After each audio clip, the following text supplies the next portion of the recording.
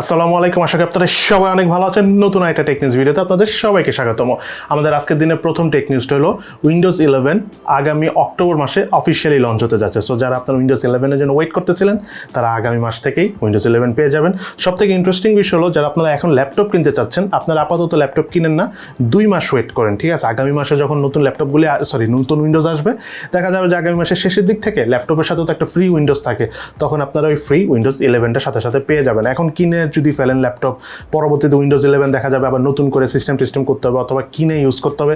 তার থেকে যদি সম্ভব হয় 2টা মাস ওয়েট করে ল্যাপটপ কিনেন, আপনাদের ভালো হবে। এদিকে রিয়েলমি 8i মোবাইলটার মতো ইনফিনিক্স 0X Pro নামক একটা ফোন আসতে যাচ্ছে, যাতেও থাকবে হলো মিডিয়াটেক হেলিও Z96 প্রসেসরটি এবং এতে থাকবে 120 রিফ্রেশ রেটের সাথে 6.7 ইঞ্চি সাইজের OLED প্যানেলের ডিসপ্লে এবং এটার প্রাইস হবে মোটামুটি মিড রেঞ্জ প্রাইজের এবং এই ফোনটা কিন্তু এশিয়ান রিজিয়নে লঞ্চ হবে। তবে বাংলাদেশি ফোনটা আসবে কিনা সেই ব্যাপারে ইনফিনিক্সের তরফ থেকে এখন পর্যন্ত আমরা কোনো ইনফরমেশন পাইনি, কারণ ইনফিনিক্স বা টেকনোর অনেক প্রিমিয়াম ফোন আছে যেগুলো বাইরে লঞ্চ হচ্ছে, বাট বাংলাদেশে কেন যেন আসতেছে না। ইভেন ইন্ডিয়া তো লঞ্চ হয় কিন্তু বাংলাদেশে কেন যেন আসে না। তবে যদি ফোনটা আসে তাহলে খুব ভালো হবে, বিকজ কনফিগারেশনটা দেখে মনে হচ্ছে এখন পর্যন্ত ভালো।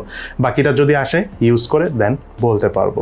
এদিকে আগামী সেপ্টেম্বর মাসের 9 তারিখে কিন্তু স্পেশাল একটা প্রোগ্রাম রয়েছে রিয়েলমি। সেদিন রিয়েলমির 2টা মোবাইলের পাশাপাশি তাদের রিয়েলমি প্যাড আসবে এবং তার পাশাপাশি রিয়েলমির হয়তো আরও কোনো অ্যাক্সেসরিজ লঞ্চ হতে পারে। বাট তার থেকেও বড় কথা, রিয়েলমি 9 সিরিজ কবে লঞ্চ হতে পারে তার ব্যাপারে রিয়েলমির ওই প্রোগ্রামে একটা ধারণা দেওয়া হবে। আমি যেটা ধরে নিয়েছি রিয়েলমি 9 সিরিজ আপাতত লঞ্চ হবে না, আপাতত 8S বা 8i আসবে।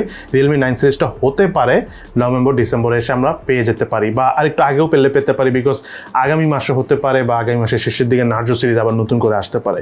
তবে আপাতত রিয়েলমি 8S এবং 8i দুটো ফোনই আসবে এবং বাংলাদেশে দুটো ফোনের মধ্যে একটা ফোন আসবে।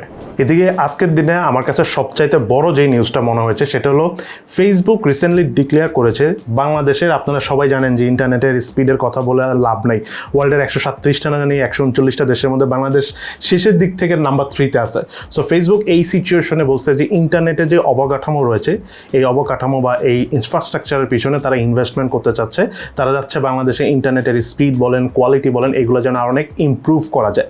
সো এটার ব্যাপারে তারা খুবই ইচ্ছুক, টুকটাক কথাবার্তাও চালিয়ে যাচ্ছে। এমনও হতে পারে ফেসবুক এখানে একটা বিশাল ইনভেস্টমেন্ট করতে পারে। আমার কাছে এই নিউজটা সবচেয়ে বেশি ইম্পর্টেন্ট মনে হয়েছে এই কারণে, কারণ আগামীতে হয়তো বা 5G নেটওয়ার্ক আসবে, এটা 1 বছর পরে হোক আর 2 বছর পরে হোক, বাট 4G হোক 5G হোক, আমরা যদি প্রপার ইন্টারনেটের সুবিধাটা না পাই তাহলে 4G 5G কিন্তু খুব একটা কাজে আসে না। সো এই ধরনের বিদেশি কোম্পানিগুলো যদি ইনভেস্ট করে তাহলে দেখা যায় যে ছোটোখাটো অনেক মিস্টেক থাকে, ছোটোখাটো অনেক ইস্যু থাকে, তারা এগুলো খুব সুন্দরভাবে সলভ করতে পারে, যেগুলো আমাদের দেশে অনেক সময় দেখা যায় যে ফাইন্যান্সের অভাবে সলভ করা যায় না। সো ফরেন ইনভেস্টর হিসাবে ফেসবুক অবশ্যই বড় কোম্পানি এবং তারা যদি বাংলাদেশের এই ইন্টারনেটের এই ইনফ্রাস্ট্রাকচার ইন্ডাস্ট্রিতে তারা যদি ইনভেস্ট করে, আই হোপ বাংলাদেশের ইন্টারনেটের কোয়ালিটি আরও ইমপ্রুভ হবে। এদিকে অ্যাপেলের নতুন ফোন আইফোন 13 সম্ভবত এই মাসের 14 তারিখে লঞ্চ হতে পারে, বাট অ্যাপেলের কোনো ইনফরমেশন আসলে 100% অ্যাকুরেট হয় না যতদিন পর্যন্ত লঞ্চ না হবে, বিকজ তাদের অনেক কিছুই তারা অনেক হাইড অ্যান্ড সিক করে ধরে রাখতে পারে। অন্যান্য মোবাইল কোম্পানির ক্ষেত্রে যেটা আমরা জেনে যাই, অ্যাপেলের ক্ষেত্রে অনেক সময় এটা মিলে না। যাই হোক, যেটা বলতে চাচ্ছি, অ্যাপেলের এই নতুন আইফোন আসার কারণে তাদের যে আগের আইফোন ছিল 12 আর কি, সেটা সেল অনেকখানি কমে গিয়েছে। তারা 2nd পজিশন থেকে এখন 4th পজিশনে চলে গিয়েছে আইফোন সেলের, মানে তাদের অনেক কমে যাওয়ার কারণে। তো এটা অত বড় নিউজ না, বাট আমার কাছে যে জিনিসটা সবচেয়ে বেশি ইম্পর্টেন্ট মনে হয়েছে সেটা হলো নতুন যে iWatchটা আসবে অ্যাপেলের iWatch 7, তার ডিসপ্লেটা থাকবে নর্মাল যে iWatch রয়েছে তার থেকে 16% বড়। দ্যাট মিনস একটু বিগার সাইজের ওয়াচ হবে। এটা আমার কাছে খুব ভালো মনে হয়েছে। এখন দেখা যাক কেমন প্রাইসে আসে আর কেমন পারফরমেন্স শো করে। সব থেকে বড় কথা iWatchের ক্ষেত্রে আমি বলবো এটার ব্যাটারি লাইফ।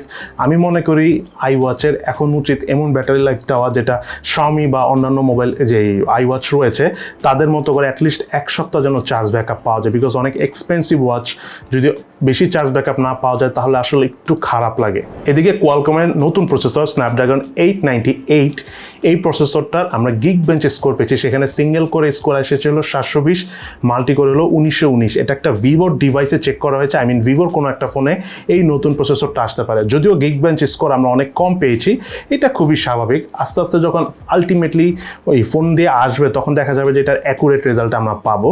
তবে কোয়ালকম থেকে বলা হচ্ছে যে তাদের এই নতুন প্রসেসরটা স্ন্যাপড্রাগনের 888 থেকে 20% মোর ইমপ্রুভড, অর্থাৎ 20% বেশি পারফরমেন্স পাওয়া যাবে। বাকিটা আসলেই বুঝতে পারবো। এবং এই প্রসেসর দিয়ে সর্বপ্রথম হলো ভিভোর একটা ফোন আসতে যাচ্ছে। কোন মডেল আসতে যাচ্ছে আমরা বুঝতেছি না, বাট স্পেশাল কোনো একটা মডেল হবে ভিভোর। আর সম্ভবত সেই ফোনটা এই বছরের শেষের দিকে, ডিসেম্বর মাসে অথবা নভেম্বরের শেষের দিকে আসতে পারে। সো খুবই দ্রুত আমরা কোয়ালকম স্ন্যাপড্রাগনের নতুন একটা প্রসেসর স্ন্যাপড্রাগন 898 দেখতে যাচ্ছি। সো আজকে তাহলে এই পর্যন্তই। কেমন লাগলো আমাদের আজকের ভিডিও অবশ্যই সেটা ভিডিও নিচে কমেন্টস করে জানাবেন। সো সবাই ভালো থাকেন, সুস্থ থাকেন এবং আমাদের জন্য দোয়া করবেন। ইনশাল্লাহ দেখা হবে ফিউচারে।